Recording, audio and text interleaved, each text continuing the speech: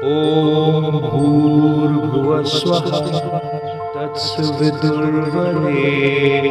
भर्गो देवस्य धीमहि धियो यो नः प्रचोदयात्।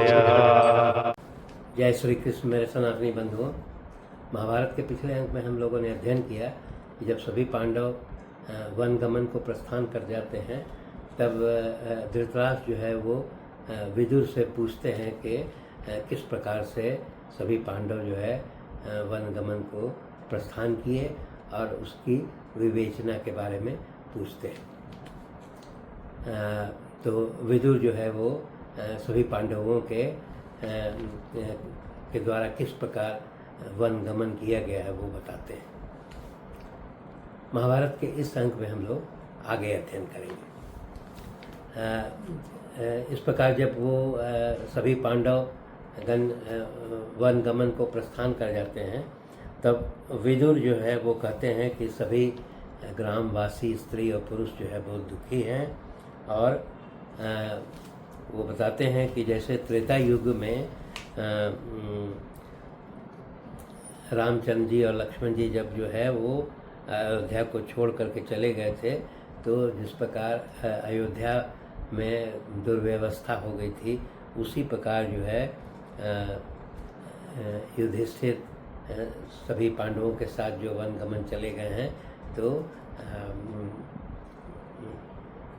आज जो है हस्तिनापुर जो है उसी प्रकार सुनसान हो गई है।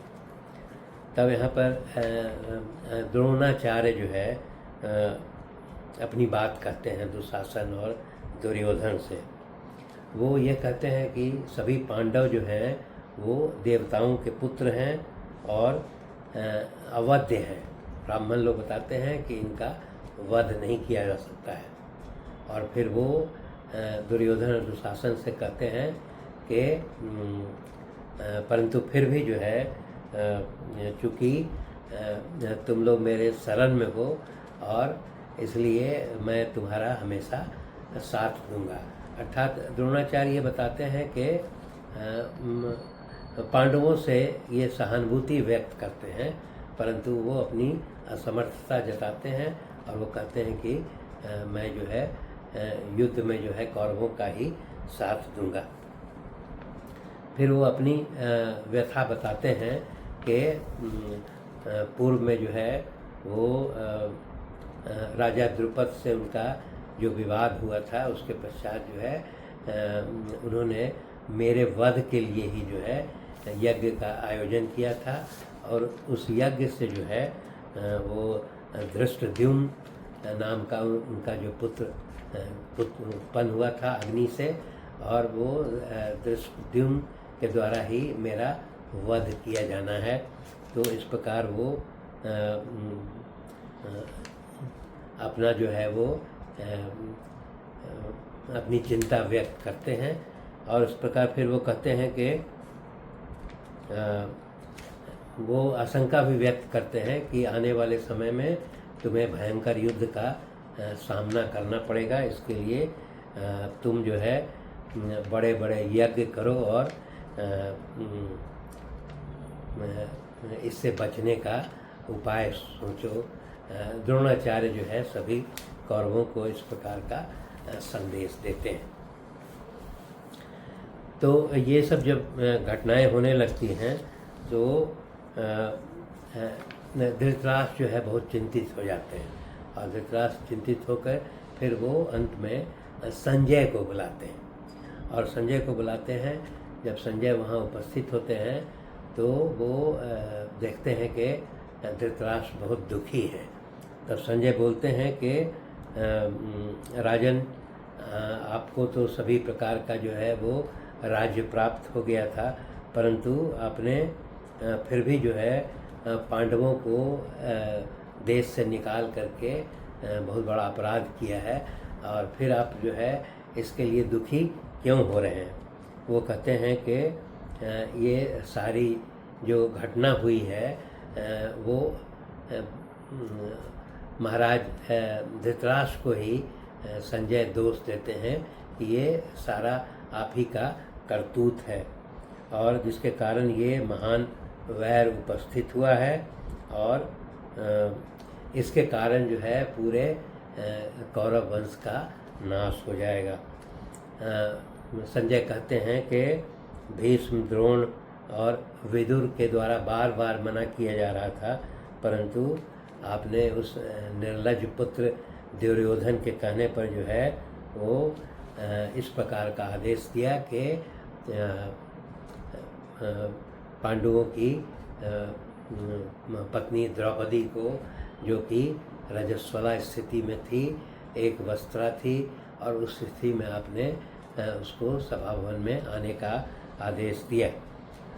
तो वो संजय कहते हैं कि जब मनुष्य का विनाश काल उपस्थित होता है तो उसी प्रकार बुद्धि जो है वो भ्रष्ट हो जाती है, और इसी कारण आपकी भी बुद्धि भ्रष्ट हो गई और वो आपने इस प्रकार का कृत्य किया है। फिर संजय कहते हैं कि पांचाल कुमारी द्रौपदी जो है वो तपस्विनी है और उसका जन्म किसी मानवीय स्त्री के गर्भ से नहीं हुआ है, बल्कि अग्निकुंड से उत्पन्न हुई है, और वो सभी धर्मों को जानने वाली यशस्विनी है, और भरी सभा में जो है उसे अर्धनग्न अवस्था में बुला करके आपने जो है घमासान युद्ध का जो है वो संभावना उत्पन्न कर दिया है। तब यहाँ पर दिखाता है कि धृतराष्ट्र जो है वो चिंतित हो जाते हैं। वो इसको स्वीकार करते हैं कि द्रौपदी जो है सही में पतिव्रता और सती नारी है, और उस समय जो है उसके नेत्रों में जो अग्नि थी वो चाहती तो उसी समय पूरे सभी कौरव पुत्रों का वो को दग्ध कर सकती थी, परंतु वो चुपचाप उसको सहन करती रही। तो इस प्रकार जो है वो धृतराष्ट्र भी जो है इस बात को स्वीकार करते हैं। इसके पश्चात फिर वो यहाँ दिखाता है कि जब संजय यह भी बोलते हैं कि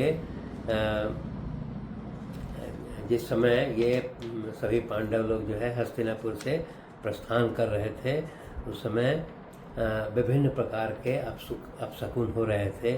जैसे मेघों का भयानक गर्जना हो रहा था, बड़े जोरों की आंधी चलने लगी थी, वज्रपात सा होने लगा था, आकाश से उल्काएं गिरने लगी हैं, राहु ने बिना पर्व के ही सूर्य को ग्रस लिया है, और इसके अलावा फिर जो हमारी रथशालाएँ हैं उसमें आग लग गई हैं, रथों की ध्वजाओं में जो है आग लग गई है, और ये सभी जो है वो कौरव वंशियों के अमंगल की सूचना दे रही हैं।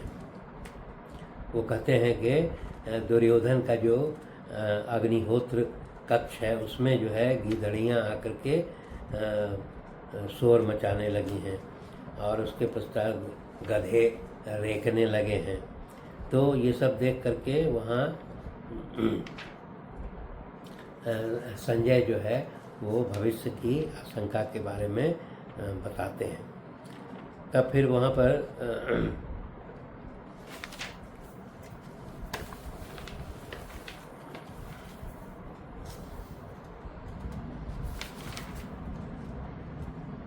विदुर जी जो है वो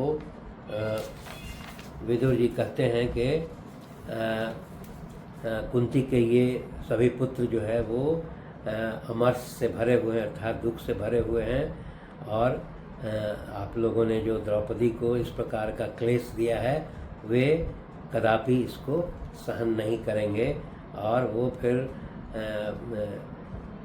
13 वर्षों के बाद जो है वो कृष्ण से के द्वारा समर्थित होकर के पुनः आएंगे और पूरे कौरव वंश का नाश करेंगे। तो इस प्रकार जो है संजय बोलते हैं कि मुझे तो इस प्रकार का युद्ध जो है मुझे पांडवों से युद्ध करना मुझे पसंद नहीं है। लेकिन वो धृतराष्ट्र को बोलते हैं कि अब आपको ये प्रयास करना चाहिए कि किसी प्रकार जो है वो कौरव पांडवों में शांति बनी रहे, इसका प्रयास करना चाहिए और दोनों पक्षों में मेल भाव बना रहे, इसके लिए प्रयास करना चाहिए। इस प्रकार का सलाह जो है संजय के द्वारा महाराजा धृतराष्ट्र को दिया जाता है। इस प्रकार जो है हम लोगों ने जो महाभारत में कुल 18 पर्व जो दिए गए हैं, उसमें हम लोगों ने अभी तक आदि पर्व और सभा पर्व, ये दो जो महापर्व है इसको आज हम लोग अंतिम इसका अध्ययन समाप्त कर रहे हैं। अर्थात कुल 18 पर्वों में आदि पर्व और सभा पर्व जो है वो पूर्ण किया जाता है। इसके आगे जो है हम लोग दूसरे पर्व के बारे में अध्ययन करेंगे। धन्यवाद।